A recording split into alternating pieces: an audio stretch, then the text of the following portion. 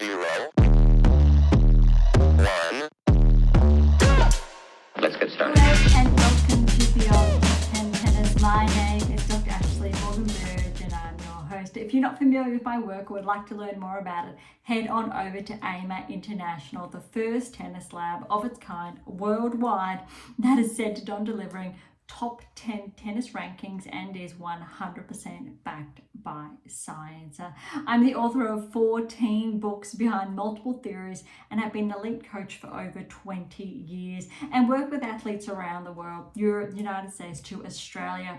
I'm also the world's leading authority in this space with my research and my extensive coaching background, being responsible for landmark findings to deliver the next generation of play. With new foundations this season in my two latest releases, my tennis black book, Federer, Nadal, Serena, Djokovic, and my brand new release, my tennis workbook. This season is like none other before, so as always, buckle in and enjoy the ride. Welcome to another edition of Beyond Top 10 Tennis, but today's episode, it's a bit of a special one. First and foremost, if you've been with us for some time now, thank you so much. We would not be here without you. If you are new, welcome. I would encourage you to track back to early episodes, but I really would, as always, encourage you to get started with the Black Book, even though it only came out 6-ish months ago now, just before Christmas. Oh my goodness, time has flown. And my tennis workbook came out in March. These two are actually your guideposts, and they will help you navigate those earlier texts from book 1 through to book 12, 13, 14 here. Really important. But what I was, touching on a short time ago is, believe it or not, between last week's episode and this week's episode, Beyond Top 10 Tennis has turned 2. Oh my goodness, I don't know where the time has gone, and believe it or not, within that period of time, today's episode is 159. So we have done probably the equivalent of 3 years jam-packed into 2, and probably by the end of this season, it'll be a lot more, I think, saturated. But so if you are new, oh my goodness, is there an extensive catalogue coupled with all of, I think, the different elements you can access for free on AM8 International. And if you've been with us for some time now, that means hopefully you are familiar with that catalogue. And you've been making your way through all the material that's there to access. And hopefully you have started to make your way through, say, books 1. I should say through to 13. There's 14 all up, but there's one fictional release in there. So there's 13 books essentially to guide you. And these two really are, I'm so proud of these ones, because this one's going to guide you through not only depending on what level you're at, so where you should start, book 1, book 5, book 10, coupled with this one, and how they also guide you through our early episodes of Beyond Top 10 Tennis, which is really, I think, important there, and creates the space for you and even more here in your workbook to pen down those thoughts every single week for 40 weeks, not 52. Integrated actually in there is that it's forced rest period. So you've got that 12 weeks integrated in there, forced rest in a good way, but to help you essentially navigate your season and the incredible body of work there. All right, so today we've actually got a bit to go over, so I'm not too sure how extended or long today's episode will be. We have to wrap up Rome. We got halfway through last week, similar format as we did with Madrid. However, we've also got on both tours some additional events this week. I think there's 2 more coinciding on both tours. WTA tour is here if you are new. ATP tour is here, so you will see me switch from here to the beginnings to there. but also the rankings have been updated. And there are some really significant changes. We did touch on them last week and the weeks before, maybe not as significant as we anticipated, the drop back or the progressions there, but we will touch on that as well. So I'm looking forward to today's episode, because it is essentially almost the second to last one, I'll say, before the French Open kicks off. Kicks off next week. We may, hopefully time permitting, when the draw comes out, we will preview the draw, share those lineups, etc. I can't believe it's merely literally days away, and oh my gosh, it has flown. But what we're looking at here on both tours, really important, I think, implications for players and progressions and what we can potentially anticipate. And again, remember, we do have the predictive analytics there, the data spanning over 12 years, and how a lot of that data has pinpointed players that go on to win the Grand Slams. That said, really important, no, I'm not going to specifically say who will win or who the data is saying will win. I will give you the probability of certain players progressing, and that's because I try to steer clear of setting things in stone, because as powerful as data is and everything in between, that we still have those anomalies. And we've also got, I think, the data that underscores those anomalies. I spoke about the anomalies, I think, a bit last season as well. So that's really important, I think, to be mindful of. All right, so let's kick off. We're kicking off with Rome, so the Italian Open, round of 16, here we go. Sabalenka and Kostyuk, this was really tight. Second set, anyway, all right, Sabalenka got the first set, 6-1.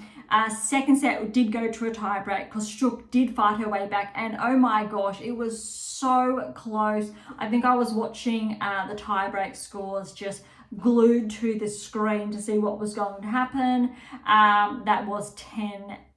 That was really brutal there. That was neck and neck, and arguably, I think if that went to a third, you had to give Kostyuk a chance. Obviously, Sabalenka, she kicked off, I think, the ground running, so to speak, and didn't really let Kostyuk into the match. Finally, then second set, Kostyuk did find her rhythm. I really like that outcome, though, for Kostyuk. I think, and I've shared this before, that she does deserve to be ranked inside the top 15, and I do think that will happen this season if she continues her current trajectory. Zhang and Andreescu, look, I think this was anticipated. Well done to Andreescu getting to the round of 16. Again, I actually think this is the best I have seen Zhang play all season. Since the WTA finals, where she played very, very good tennis, we haven't really seen that level replicated so far this season. This was a really good result. Even though Andreescu is not seeded, look, she's a tough player. We know she's got a Grand Slam to her name. She's still on that comeback trail. 7-5, 6-1 to Zhang, and I think that second set was a big telltale sign. Gauff and Raducanu, well done to Raducanu getting to the round of 16, but this was Gauff really zoned in, 6-1, 6-2. Arguably, I would say this scoreline with Gauff, how she was playing, is how I anticipated, or I will say had hopes for Swiatek playing at that level. And Gauff, oh my goodness, did she earn that. Torsen, here we go, and Ondreva. This was neck and neck, and I really like the scoreline purely because it really does place both of these players very tightly. 5-7, 6-3, 6-2 to Ondreva. Goes to show how Torsen's been climbing up the ranking. She's inside the top 30, and I think we will see her, if she continues this trajectory, bounce into the top 20. Paolini, Ostapenko. What I loved about this scoreline, Paolini with the win here, 7-5, 6-2, is that it was really only a few weeks ago, I think, where Ostapenko got that win over Swiatek. So 2 examples in Gauff and Paolini. That's the level of play Swiatek was playing, say, this time last year. And we've seen that big change. And I shared a lot about this, I think, in our previous 2 episodes, so I don't really want to harp too much on it. But what we're seeing, Paolini, she kind of dropped off at the end of last season. this season started okay, probably not her best, but she's had a pretty good baseline and then's been able to peak. Golf, very similar. We haven't seen, she finished last season really strong. And then I suppose what we're seeing is the peaks, but also some drops there too, not full throttle. Swiatek, I think it's actually very similar, but as we would anticipate that higher level in the last couple of weeks, we've seen a little bit of a drop. That said, in all fairness, she's still making, going deep into, I think, the rounds, whether it's the semi-finals, quarters. Rome's the exception where she did fall early, and we touched on that last week, but we'll get to that shortly. Schneider and Mertens here. Schneider's playing some really good tennis over Mertens 2 and 3, and this is why Schneider, she is just outside the top 10.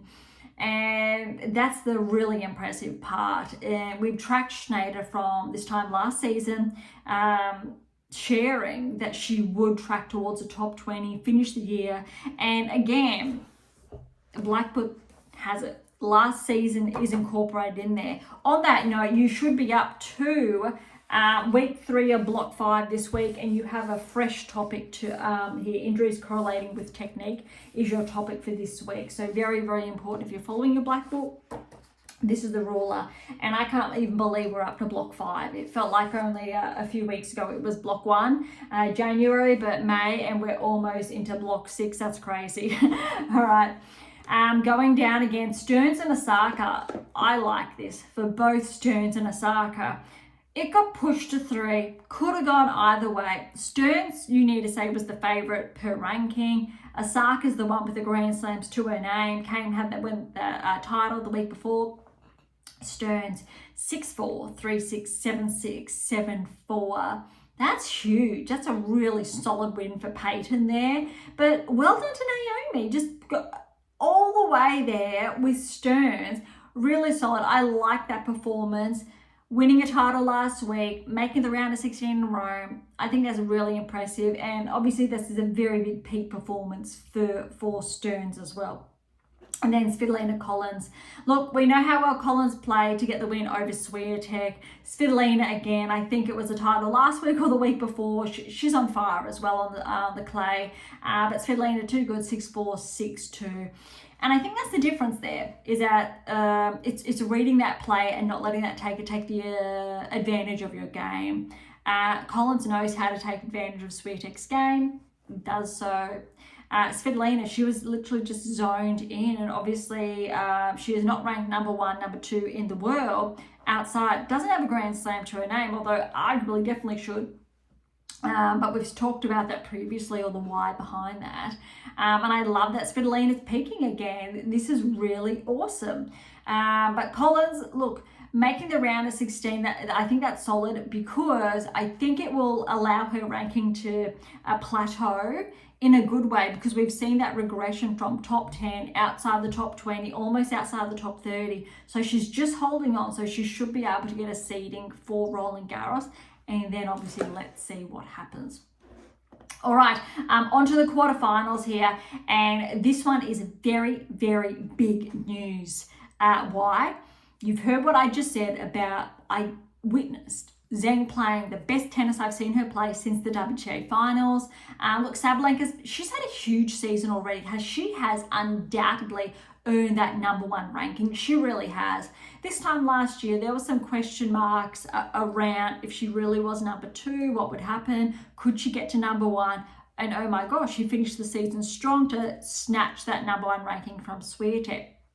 But these two, Swiatek and Sabalenka, Sabalenka's been able to distance herself by maintaining a very solid baseline.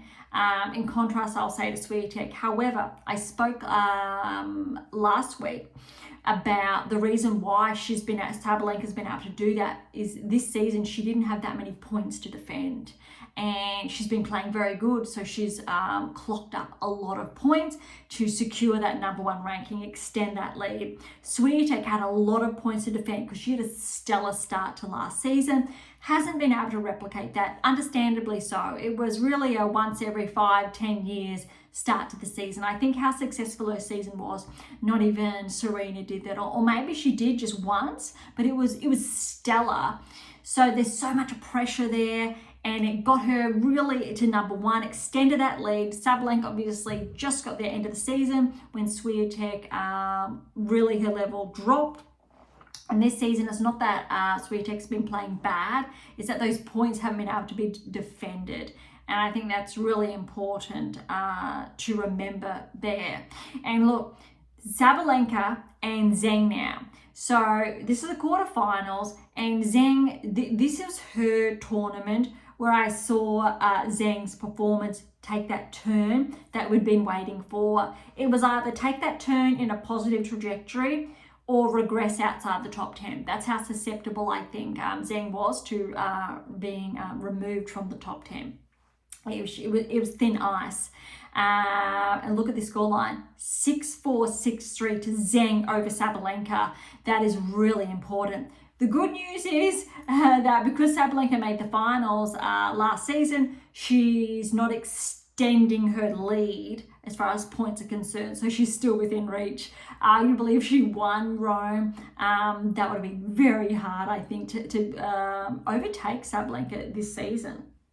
So very, very good performance from Zheng. And I think this is a very, very positive metric purely because French Open's around the corner. And look, 2-3 weeks ago, I would not have put Zheng in contention to make, say, the round of 16, let alone the quarterfinals. Now, I'm comfortable saying that Zheng should be able to track to the quarterfinals at the French, potentially go one further, maybe. We'll see. Am I saying a finalist like the Australian Open 24? Not so much, but I'm not ruling it out because we know she won again last year. She got that gold at Roland Garros. It was played, so we know that. So I think Zheng's actually up in the top 5 when it comes to Roland Garros, and we can talk about that when we go on the rankings later. All right, Gauff Andreeva. I think I was anticipating hopefully a bit more from Gauff, a little bit more cleaner. That said, Andreeva's tough. She definitely could have gotten the win over Gauff, but look, 6-4, 7-6, 7-5 for that tiebreak. So you can see how close that was. This is a very positive metric as well for both players. I think we already knew this. Andreeva at the French Open, potentially round of 16, quarterfinals, maybe semi-finals even there. I definitely think Andreeva has a shot. And I'm even comfortable going out there saying that, is Andreeva going to potentially win a Grand Slam this year? Beginning of the season, maybe not. I actually think, and normally I'd wait for my next release to come out and share the data and why, and this is why a player is there. But that's not going to be on its way, probably for another 12 months. What this says to me is that Andreeva is actually on track to win her first Grand Slam. And that's really exciting. And I don't normally share that, let alone here on Beyond Top 10 Tennis. Normally I share that in my publications.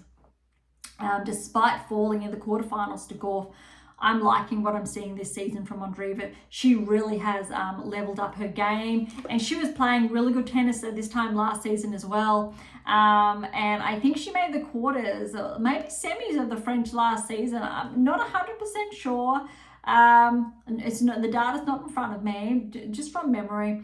But I really want to give Andreeva a shot, potentially a semi-finals at the French if she plays really good tennis. That said, no pressure. If she falls third round of 16, that's okay. She's had a really good season so far, and I'm sure she'll bounce back. But I want to put her in contention as well. I think all players in the quarterfinals are with a shot, without a doubt. Very big if they balance this week and they don't overload themselves. So those players who are still playing this week, I think they may compromise that peak level.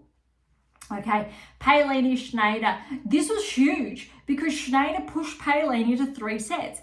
Paolini got the win, yes, 6-7, and the tiebreak was 1-7, but 6-4, 6-2. Love it. I love Paolini, her progressions, how she made the finals of the French last year, and then the data predicted that yes, she would perform very well at Wimbledon. She has predicted top 10, has been able to stay there, yes. The data has been supporting this, and I love it when the data's right. So I love it when I can not only support players with that, but see that they're living up to those really big expectations. They're managing their load really smartly.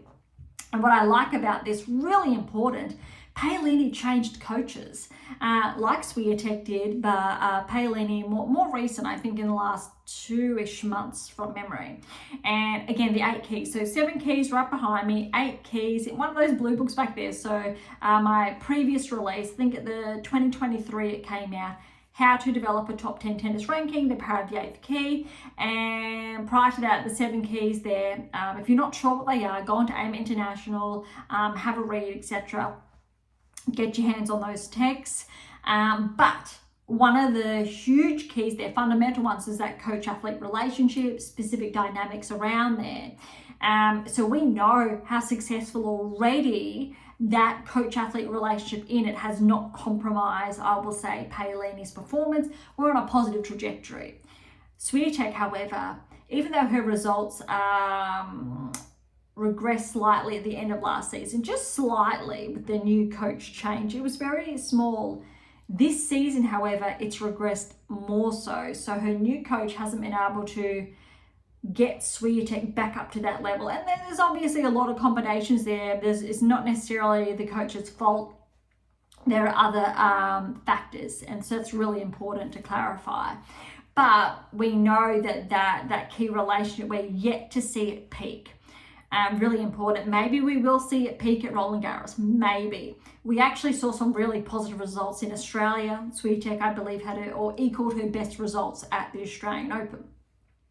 Haven't seen, I think, the same results at the Tour 1000 levels consistently, nonetheless. But we're seeing really positive ones from Paolini since that switch, when we saw Paolini started to regress a bit.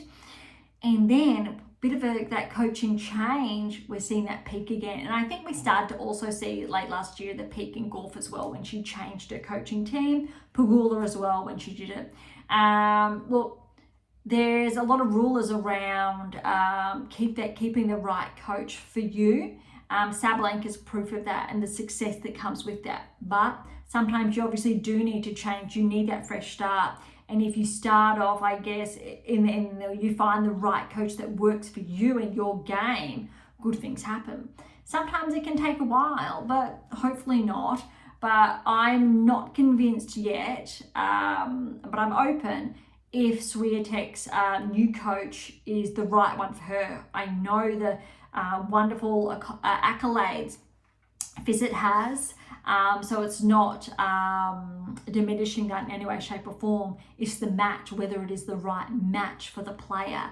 It's really interesting then. All right, to learn more about that, again, 8 keys, earlier releases, but also this one, there's a little bit in there, but it's really important, I think, to consider. Last match of the quarterfinals is Stearns and Svitolina. This was actually a bit surprising because not only did Stearns get the win over Osaka, she has got the win over Svitolina. Very close again, 6-2, 4-6, 7-6, 7-4 for that tiebreak. And look, that was so close. Well done to Stearns. That's huge. I think this is her first semi-finals at a Tour 1000 event.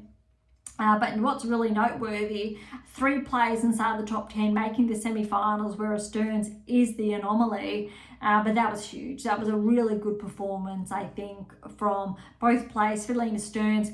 And look, Svitolina, she's definitely, I think, gearing up. Round of 16 quarterfinals at the French Open, why not? Maybe that semi-final, maybe. I don't want to write her off. I'd love to see Svitolina win her first Grand Slam.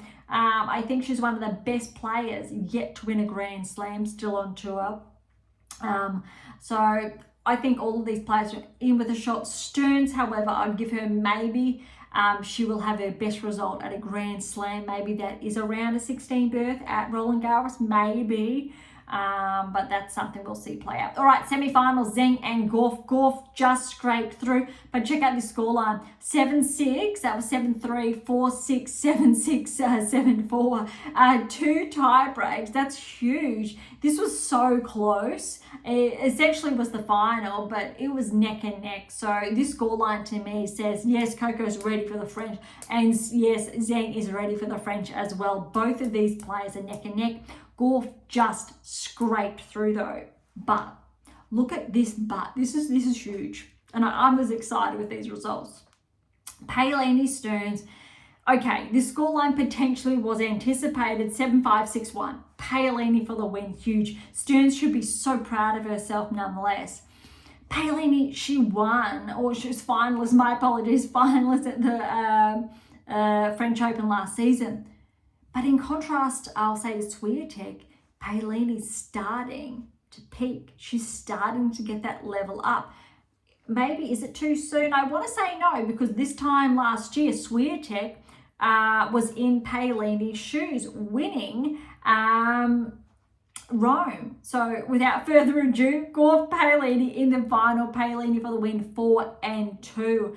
And obviously Sabalenka was where Gauff was, for example, and set themselves up potentially for Roland Garros. So I really want to back both Gauff and Paolini pushing through to the semis. That said, this is really going to depend on their team and everything that's gone into, I think, the lead up, and if they're overcooked or not. And I think that's really important. Swiatek had gone, bam, one title, next title, and then Grand Slam, and then really dropped off. It was too much, but huge peak. So that's why it's going to be very challenging, or has been so far this season, to defend that. Paolini started a bit slower up to the French last season, and she kept that trajectory, and then Wimbledon finalists as well, and then a slight drop. Gauff was a bit under the radar all last season. This season, I think Gauff really has a shot of winning her second Grand Slam. Paolini, just maybe this season, she's really shaping up to win her first Grand Slam. Definitely, I would say, deserving after 2 finals results last season. Neck and neck, I think, when it comes to both Gauff and Paolini. That's a tough one. I would probably love to see both of these two in the finals. I mean, I'd love to see Sabalenka and Swiatek in the final, of course, as well. But I think if Swiatek is not going to defend her crown, or isn't at that level to do so, I think it would be very exciting. Look, both Gauff and Paolini have been finalists at Roland Garros. That's something Sabalenka's yet to do. But look, she's got the US Open, Australian Open to her name. But that's going to be, I think, really interesting to see what happens. A bit of a shake up there. All right, that is a wrap up of Rome, the Italian Open. Let's head on over to Strasbourg. Now, WTA has updated their website the past week or two. It's taking a little bit to get used to, but we know it's a 500.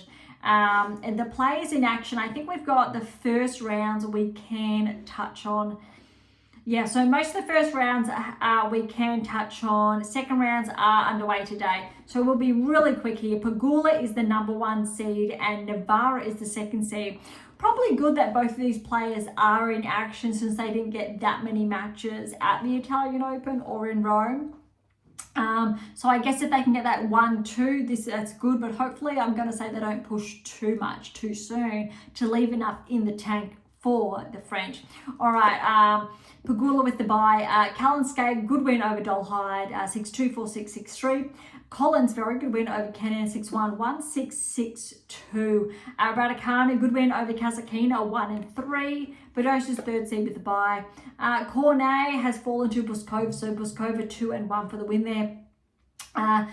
Parry got the win over Fernandez, 5-6. That tiebreak was 7-3. We've got Samsonova with a win over Noskova, 1-5.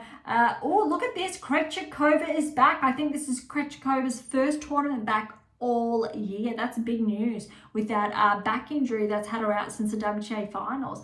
She did have Lynette first round, was seeded 7, but Lynette was too good, 3-3.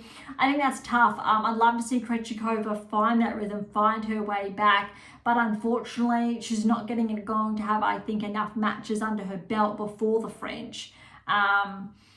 That's a tough one, but look, Barbara's got the Wimbledon to defend. I'd love to see her just get enough matches under her belt to see if she can give herself a shot of doing well at Wimbledon again, or let alone the French to do well and at least get some doubles play as well to get, again, more matches under her belt.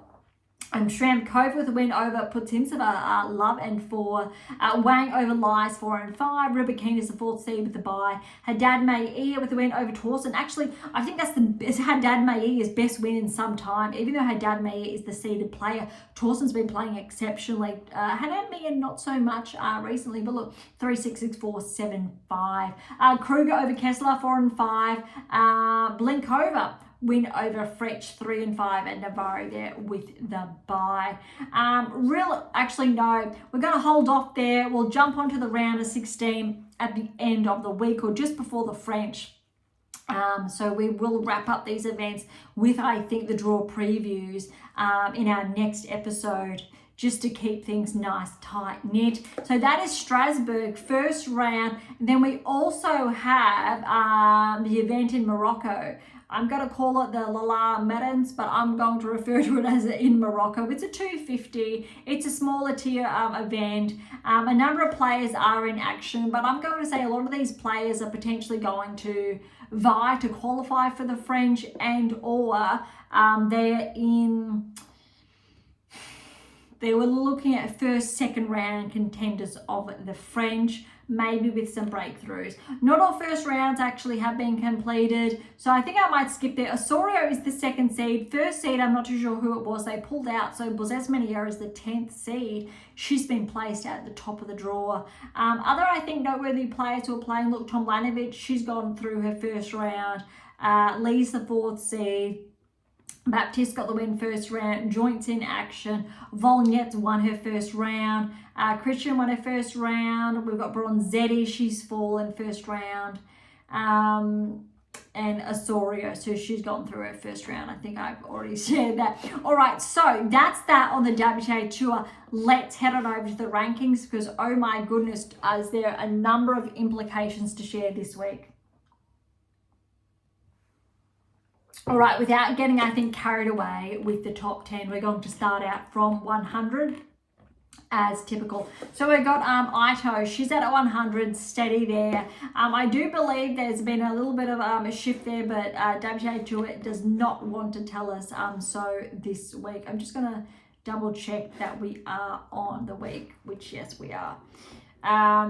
Because there we have got a lot of changes at the top that I'm looking forward to discussing and why different implications for the French. All right, so Ito is at 100. We got Roos back inside the top 100. She's up 4 places to 99.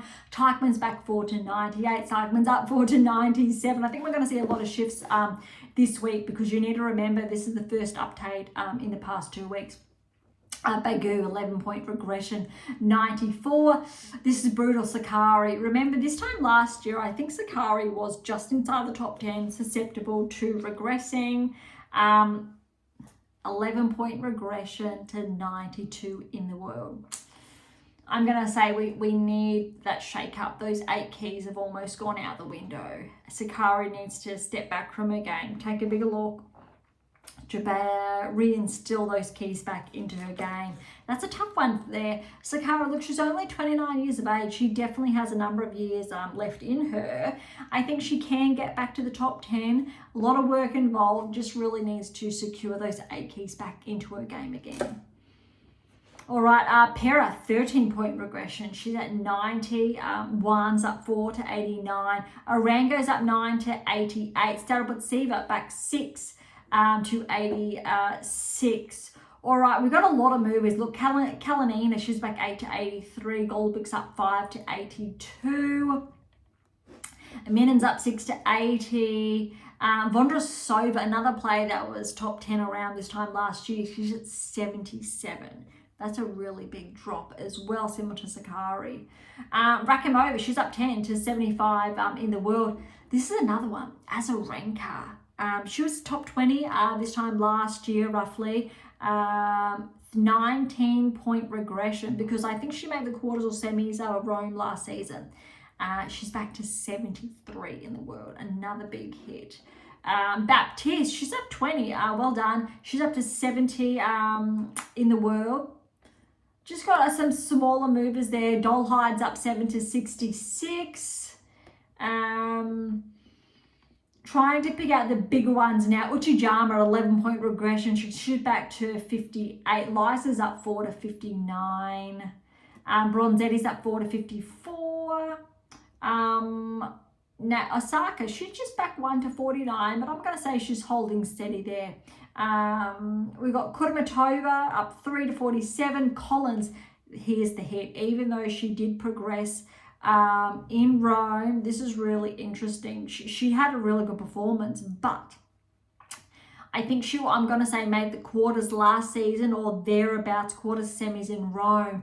And since she halted at the round of 16, I'm just going to double check that it was the round of 16. That Svitolina did get the win, yeah. So since Svitolina did get the win over Collins, round of 16, we are seeing a bit of a hit there. So Collins is back 11 points to 46 in the world. That's already 4 players on the WTA Tour that were top 10 this time last season, and they're now well outside the top 30.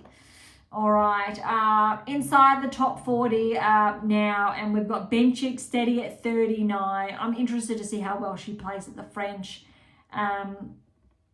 Smaller movers, look, Jabeur's up 1 to 35, again, former top 10. But I think we need to give her a shot for round of 16 at the French. Kennan's at 31 steady, so it looks like she's going to be seeded at the French. I think this is going to be her first seeding in a number of years, which is going to be a bit exciting. All right, top 30. Stearns, welcome to the top 30. This is exciting, I think, for Peyton. 14-point progression to 29 in the world. I think that's setting herself up for giving herself a shot. Third round to the round of 16 at the French. I really want to give Stearns a chance there. Kostyuk, she's just at 1 to 26, but back inside the top 30. She just bounced out, I think, a few weeks ago. Now Ostapenko's back 321, but again she's almost back inside the top 20. Top 20, Samsonova's back inside the top 20 at 19, so she's up to Kazakhin is back 2 to 17. Just some small shifts there. Makova's back 1 to 14. Svitolina's up 1 to 13. Oh my goodness, Federer, she has been nudging very steadily. That is the prime example of a stealth mover there. And we've got Rybakina steady at 12, then Schneider steady at 11. About 50 points separating the two there. And how's this? As Svitolina is only behind Rybakina by about less than 150 points. Separating 11 from 10, Badosa is that 500 point roughly. So there is still a bit of a gap there. All right, top 10. This is news this week. Badosa's steady at 10. Navarro, she's steady at 9. Zheng, interestingly, is steady at 8. I think if she fell at the semis, for example, or fell early in Rome, we may have seen her bumped out to 9 or 10, but no, she's holding on to 8. Keys has been bumped back to 7, understandably. She had a good performance in Rome last year, but Andreeva, she's at a new career high to 6 in the world. That is very impressive. And how's this? Back 3 places. This is a bit upsetting. I think everyone knows I'm a bit of a fan here because of the data and everything that the data's been tracking the last couple of years. Swiatek. I'm not too sure if anyone else out there really foresaw Swiatek to be number 5 in the world. I did share last week that this could happen, that she would be bumped back to 4 or 5 in the world, depending on other players. But because Pegula had enough points there and Paolini, she won, Swiatek's been bumped back. If Paolini was not going to win, that would have been very different. But look at this. Just to clarify, There's literally, as far as points are concerned, we've got 27 points. So there's roughly 27 points separating Swiatek and Paolini. And Swiatek and Paolini have the most points to defend at the French Open. Swiatek first, then Paolini. So we are definitely going to see a shift in this, most likely, unless Swiatek and Paolini both make the finals. That would be amazing. I would love to see Swiatek and Paolini make both the finals of the French for a repeat or replay. That would be very exciting. Both, I think, are arguably the best players on clay in the last 12 months, followed probably by Zhang and Gauff. And Sabalenka there, but that is very interesting. Andreeva is really up there, the players at the moment. All right, so that's very, very interesting. Let's keep in mind, if Swiatek does not defend her title, she's going to drop 2,000 points. So she will drop down to 3-8, roughly 3-8 in the rankings, which could mean we could see her bumped outside the top 10. Wow. Actually, no, I take that back. She will be bumped to 9 in the world. If that is the case, she will be bumped to 9 in the world. Yeah. So she still will be top 10, but will be 9. However, she still obviously has, and that's really, I guess, if she loses first round. So she still has points to gain. So if providing Swiatek gets to around, I think, 16 quarters, semis, I think she will still hold on to, say, 8, 7 in the world.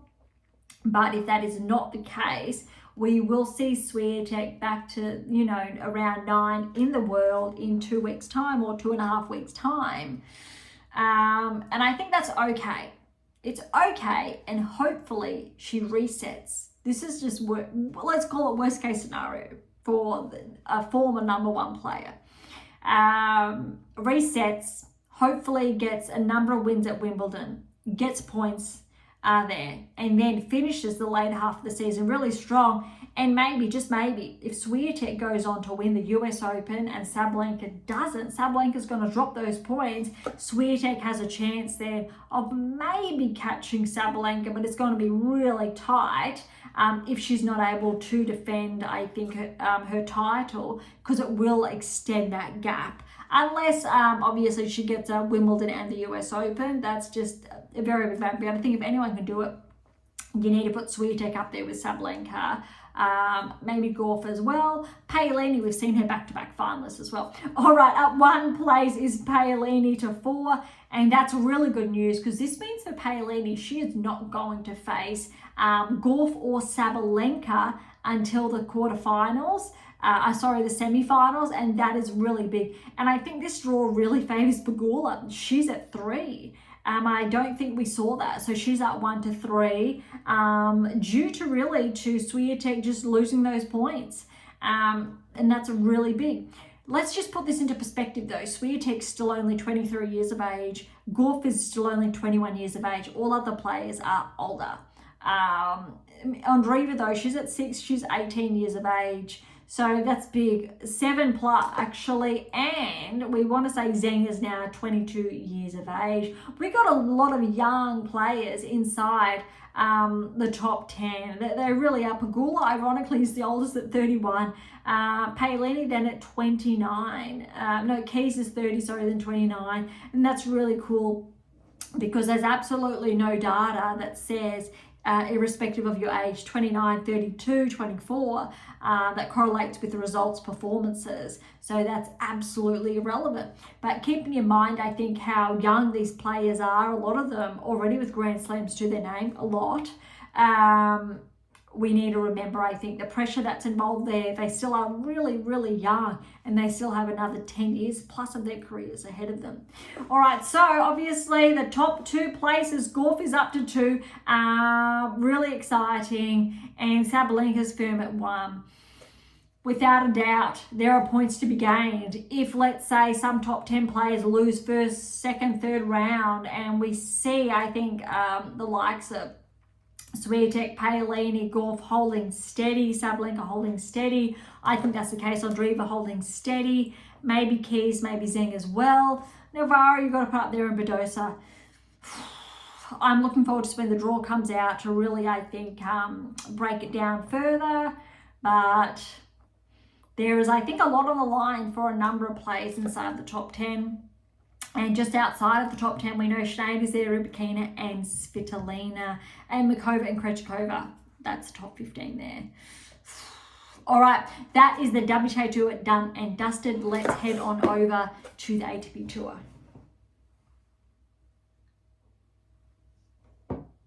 All right, kicking off the Italian Open, round of 16. We've got some really good matches happening here. Sinner is kicking things off over Cerundolo, my apologies, 7-6, 7-2, 6-3. Very good clean win for Sinner. I'm liking what I started to see here. Rudd over Muna. Rudd, nice and clean, 3 and 4. Hurkacz over Mensik. This is, I think, a very good win for Hurkacz, but he was pushed by Mensik all the way. 7-6, 7-5, 4-6, 7-6, 7-5. Neck and neck, very, very close. But I like that result for Hurkacz. This round of 16 suggests maybe he can do the same at the French, maybe. Because again, Hurkacz this time last year was top 10 and he's had a bit of a steep regression since. But he does have the capacity to claw his way back, especially with grass around the corner, which I can't even believe we're saying now. So if he gets through Roland Garros with I'll say some good wins under his belt, sets himself up well for the grass court season, he could bump back inside the top 20. Paul over de Minaur. Look, this could have gone. Definitely, I think Alex was favoured. Paul just played too good, and I think this result here proves why Paul progressed, I'll say, to where he did without spoiling. 7-5, 6-3 with the win over Alex. That's a huge win for Paul. I think Paul really is on the cusp of rejoining the top 10. Okay, and you really need, I think, favour Paul to having a relatively deep run at the French, ideally round of 16 quarters. Draper over Moutet. Bit surprised here that Draper was pushed to 3, but a very clean win nonetheless. 1-6, 6-4, 6-3. What this tells me is that we're seeing a slight drop in Draper's level. Oh my goodness, did it peak the last couple of weeks? But this just a little drop here is just a little bit of an indicator that maybe, just maybe, Draper, we're talking round of 16 at the French, maybe quarters, but I think he might halt there or earlier. Or, this is a very big if Draper resets his baseline over the next, say, 10 days and then peaks again, he does have the capacity for, say, that semi-final. I think Draper, I really want to give him a shot at Wimbledon to perform really well. Maybe not so much at the French, but Wimbledon/US Open. I think US Open actually is his best chance. Maybe Draper could win a Grand Slam. I think Draper can get to a final of a Grand Slam this season. There's a very big maybe there. Next season, potentially win one.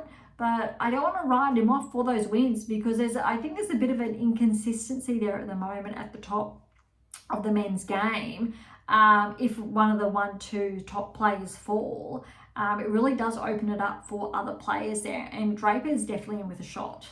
All right, Alcaraz over Kakanokov. Look, Alcaraz was pushed here. I think this is the most we'd seen Alcaraz pushed, but Kakanokov's been playing some really good tennis so far this season. 6-3, 3-6, 7-5 to Alcaraz there. And we'll talk more about Alcaraz later. Musetti over Medvedev. This was solid, 7-5, 6-4. I was thinking maybe Medvedev was in a shot, but we know, look, hard court is Medvedev's cup of tea. He plays exceptional on the hard.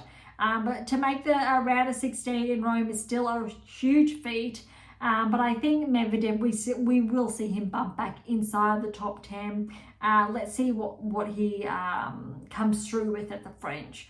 Hopefully a round of 16 is there and he plays relatively solid, but this was a very good win for Mazzetti. I really want to give Mazzetti a shot for that potentially that semi-final berth. He just missed out on it, I believe, last season from memory, or maybe it was that quarters. But Mazzetti, I think he's definitely one of the players to watch. And we'll talk about that more. Zverev over Phil 7-6. That was 7-3, 6-1. Look, I'm really happy that Zverev did get through to the quarters.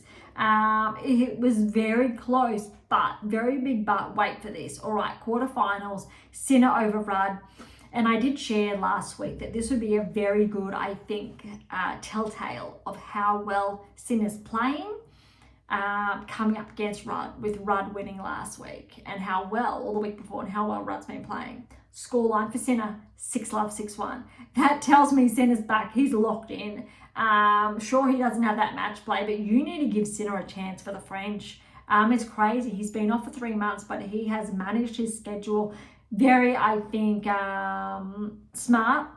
And I think with his results so far in Rome, you need to give Sinner a shot at the French, and he could potentially extend that lead. But we know also how well Alcaraz has been playing. Right, Herx and Paul. Paul, too good for Herx.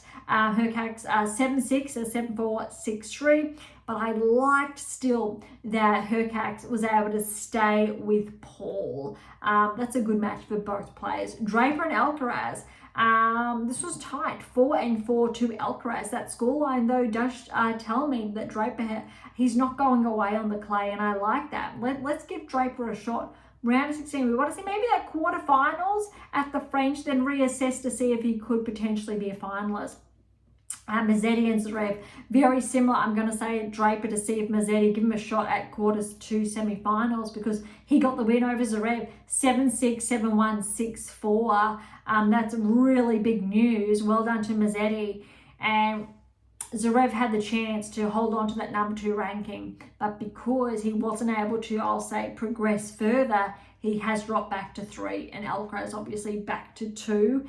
And I think that was a really big missed opportunity for Zverev to, I guess, snag that number 1 ranking over the last couple of months. It wasn't able to capitalise. But what I've seen is the 2 standout players come through, Mazzetti and Draper. And you need to give Rudd a shot on the clay. We know how well he's been playing as well. But Draper and Mazzetti, I think they are going to be a bit underrated coming into the French. I want to give them a shot. Maybe Paul as well, just maybe. A lot of these players that are in the quarterfinals, Hercax, he's made the quarters. Let's see what happens. He's the lowest ranked player in the quarters there, similar say to Stearns on the WTA Tour. But we're seeing a lot of top 10 players here, and that's what we want. Look, when it comes to the semi-finals, quarterfinals, before I get ahead of myself, we've just said Sinner with the win over Rudd, Paul with the win, Alcaraz over Draper, and Mazzetti over Zverev. So yes, semi-finals here. We do have Sinner and Paul, and just remember the scoreline, Sinner over Rudd, and look at this. Paul got the first set against Sinner 6-1. That's huge. That's really good. However, Sinner got the revenge. Second set, 6-love over Paul. Third set, both players showed up 6-3 to Sinner.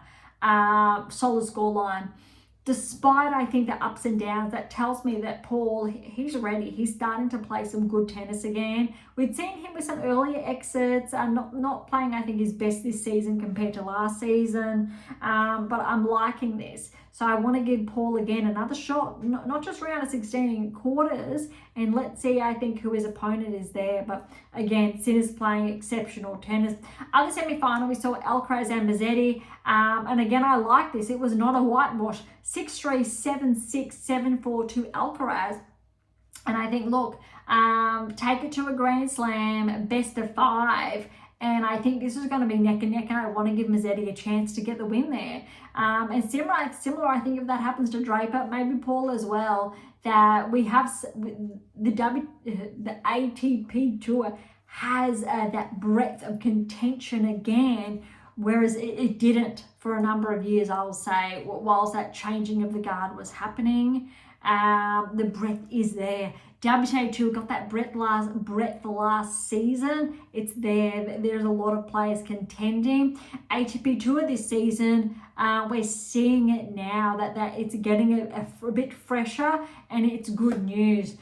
Finals, Sinner Alcaraz, and I think we were all thinking maybe Sinner would get a whitewash here or really show, but no, other way around. Neck and neck first set, Alcaraz with the win, 7-6, 7-5 there, and then he went with it 6-1, and I think I really like that. That showed that Alcaraz, he's been on tour. He's had those matches the last couple of months, and I think that was the deciding factor of why Sinner wasn't able to, I think, get those breaks that he needed in the third.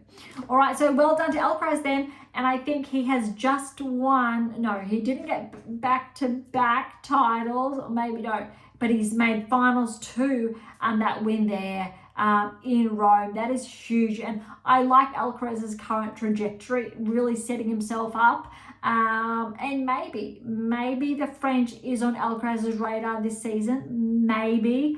Obviously Sinner and Alcaraz are going to go in red hot favorites, but I'm going to hold back, because I think maybe the French is an opportunity for a new player to come through.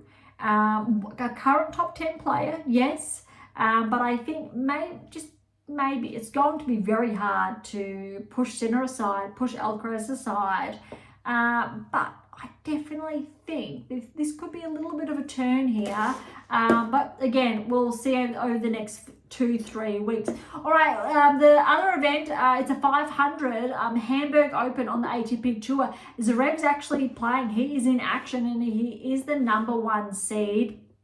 And the second seed here for the Hamburg Open is Tiafoe.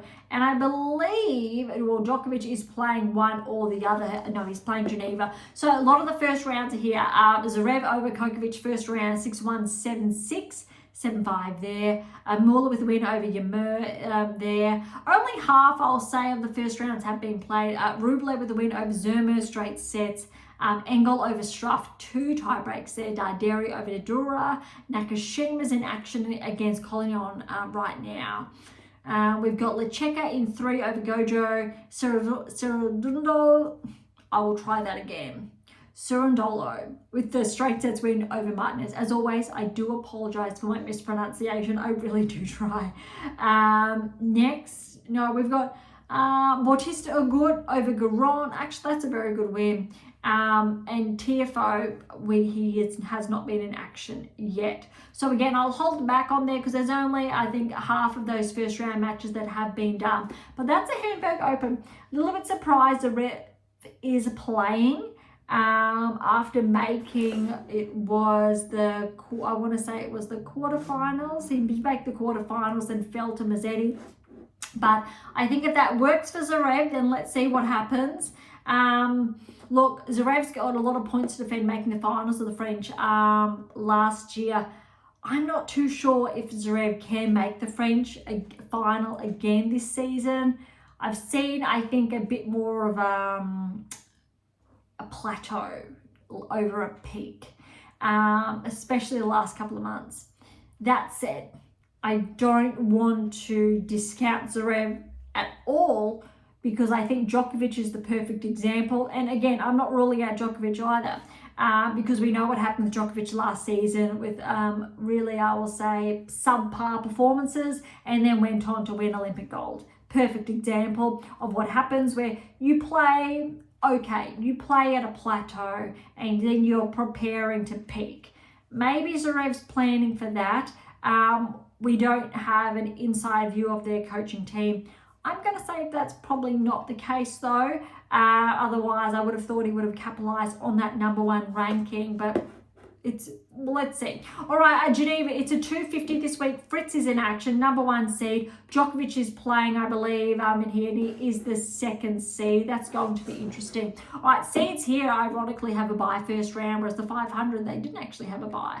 We do have most of, I think, the first rounds in action. Fritz with a bye. Hals over Muna in 3.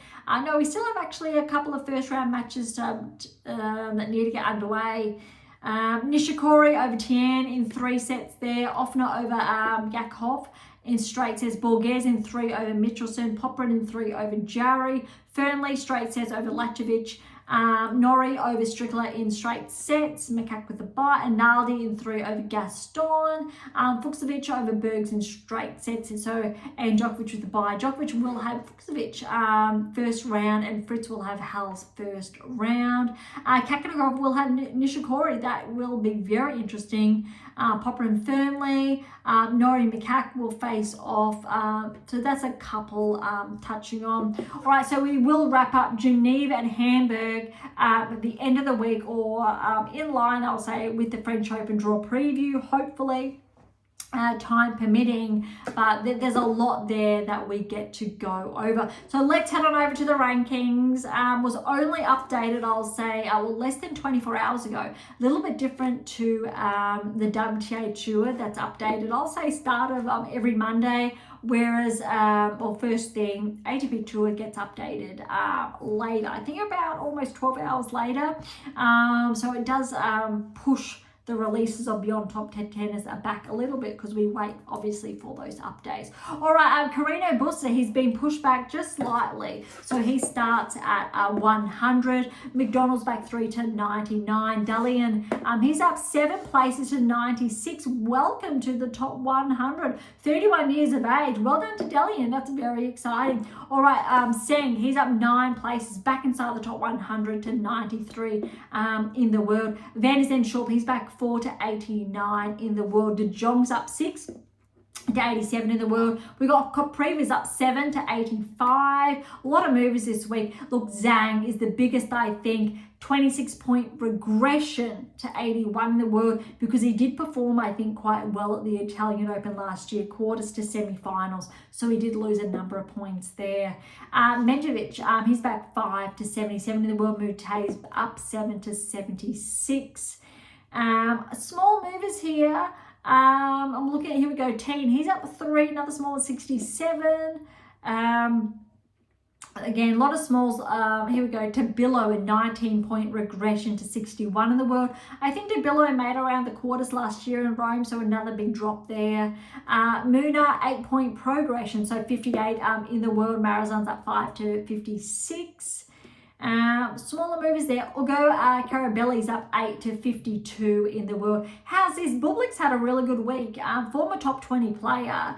25-point progression to 51 in the world. He's had, I'll say, a bit of a regression the last 12, 18 months.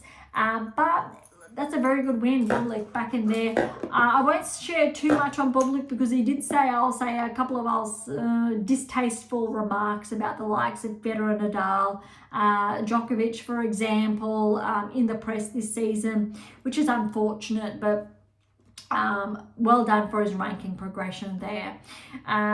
Next, we've got inside the top 50, just small movers, not as much big movement on the ATP Tour this week, like the WTA Tour. Look, Thompson, he's up 3 to 38. Bayes is back 3 to 36. So here we go. Mapesh Perikard's up 4 to 32. That's exciting because it means he will be seeded for his home Grand Slam. And I think this will be the first time for Mapesh Perikard to be seeded at his home slam. All right, and Hercax is holding at 31 there. He should be able to maintain that to get a seed at the French Open. Ogor Lissima, he's back 3 to 30, and that's because he did perform. I think he got a few wins at the Italian Open last year, but he did make the finals of Madrid, so that's why he's taken a bit of a hit in the last couple of weeks.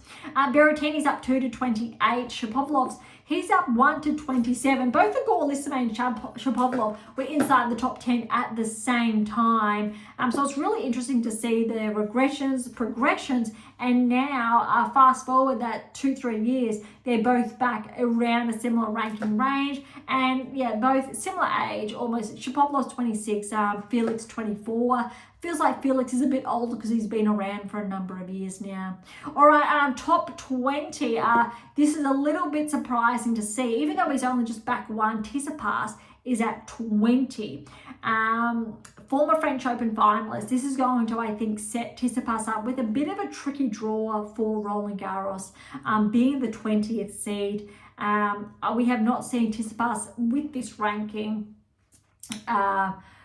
probably for the best part of the last 5 or 6 seasons, roughly, without having the data in front of me. Mensik, look, he's up 2-19.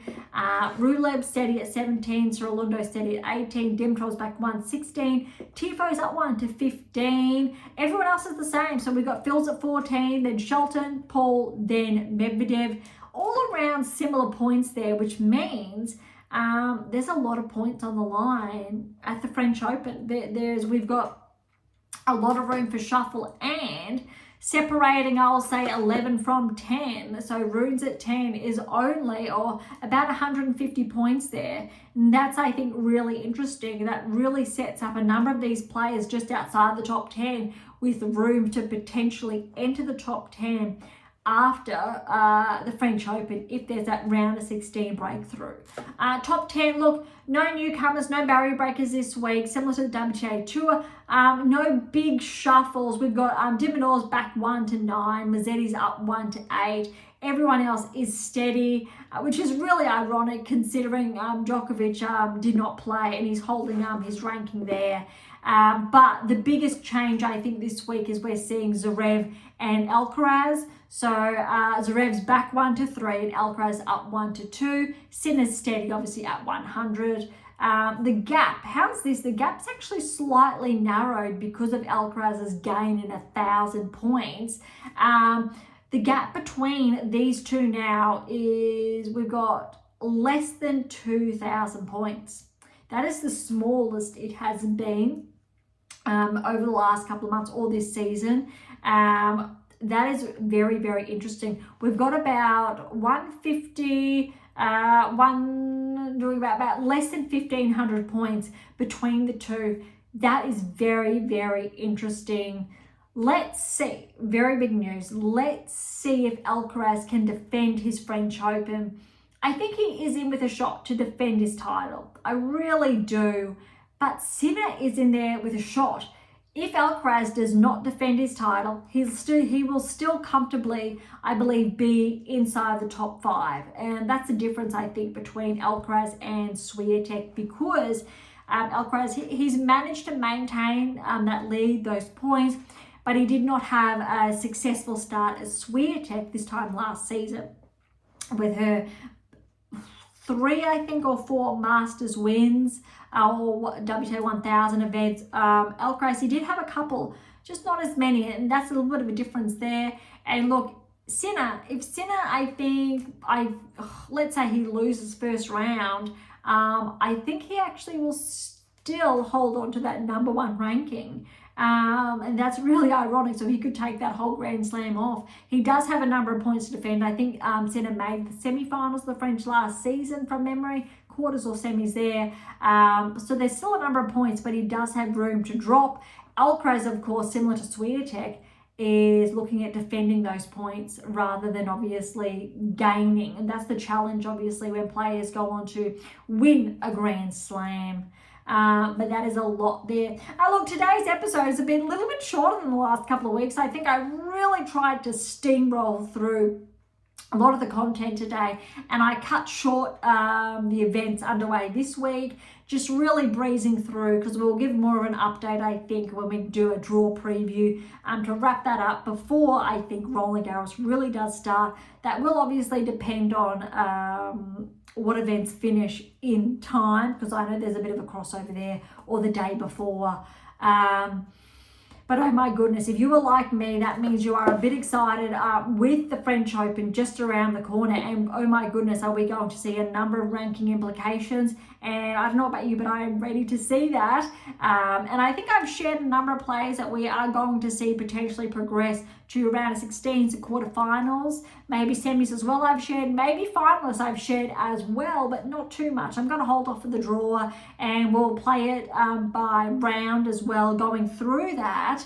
But it's going to be, I think, very, very interesting. All right, that's it for today. So thank you so much for tuning in. To grab your copy of my brand new release, My Tennis Workbook, on my December release, My Tennis Black Book, Federer, Nadal, Serena, Djokovic, head on over to AM8 International or Amazon, so irrespective where you are based in the world. Any comments or questions, head to AM8 or topic thread, or leave comments directly on YouTube or Spotify. To interact with Beyond Top 10 Tennis, catch up on our blogs or sign up to my newsletter. All links are in the episode notes, as well as how to access Pink Octopus books to Spruik.